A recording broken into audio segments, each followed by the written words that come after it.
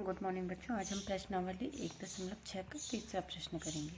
देखिए, तीसरा प्रश्न है सरल कीजिए। तो किस प्रकार से हम इन प्रश्नों को सरल करेंगे। हमारा पहला पार्ट है 2 की घात 2/3 गुणा 2 की घात 1/5। यहाँ पे आप ध्यान से देखिए कि जो ये 2 हैं, 2 की घात 2/3 और 2 की घात 1/5, इनमें 2 समान है। जो 2 होता है इसे हम आधार बोलते हैं।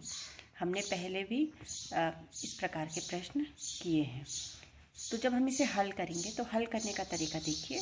2 की घात 2/3 गुणा 2 की घात 1/5। यहाँ पे 2 समान है, यानी कि आधार समान है और घातें क्या हैं, अलग अलग हैं।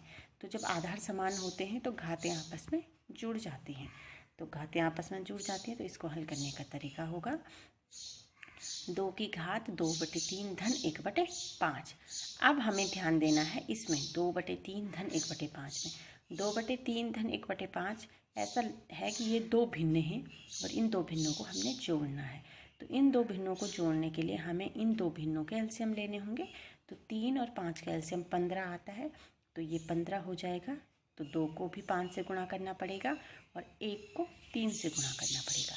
तो ये हो जाएगी 2 की घात 10 धन 3/15। तो ये हो जाएगा 2 की घात 13/15। तो ये हमारा आंसर हो जाएगा 2 की घात 13/15।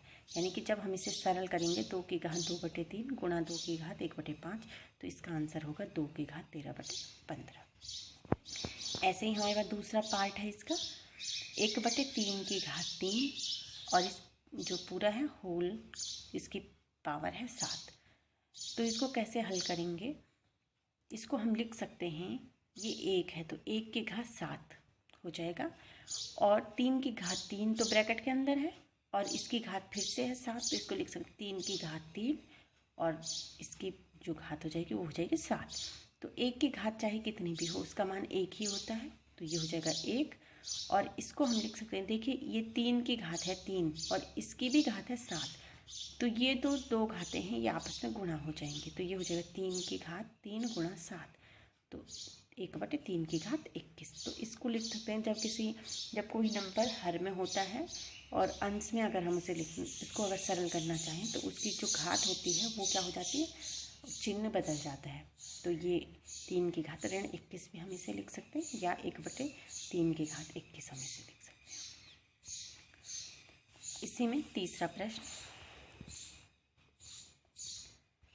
11 की घात 1/2/11 की घात 1/4। यहाँ पे देखिए 11 की घात 1/2 है और 11 की ही घात 1/4 है। तो हम इसको लिख सकते हैं 11 की घात 1/2 और ये वाली घात अगर ऊपर आ जाती है 11 की तो इसका चिन्ह बदल जाता है। ये हो जाएगी 11 की घात ऋण 1/4। तो ये हो जाएगी 11 की घात 1/2 ऋण 1/4। तो ये हो जाएगी 11 की घात। अब ये 2 भिन्न हैं, ये भिन्नों का घटाना है। तो हम यहाँ पे हर का एलसीएम लेंगे, तो हर का जो एलसीएम लेंगे वो 4 होगा। तो ये हो जाएगा 2 को 4 बनाने के लिए 2 से गुणा करना पड़ा, तो 1 को 2 से गुणा किया तो 2 ऋण 1, तो 2 ऋण 1 यानी कि 1, तो 1/4। तो ये हो जाएगा 11 की घात 1/4। और ऐसा ही चौथा प्रश्न है आपका 7 की घात 1/2 गुणा 8 की घात 1/2। यहाँ पे अगर देखिए तो घात तो बराबर है और इनके जो आधार हैं वो अंक अलग अलग हैं। तो हम इसको लिख सकते हैं 7 की घात 1/2 और 8 की घात 1/2 में यहाँ पे गुणा हो रहा है, तो यानी कि आधार का गुणा हो रहा है जबकि घातें एक जैसी हैं। तो हम इसको लिखेंगे 7 गुणा 8 की घात 1/2, तो 7 × 56 की घात 1/2। तो इस प्रकार से इस प्रश्न के साथ हमारा जो पहला चैप्टर है वो ख़त्म होता है।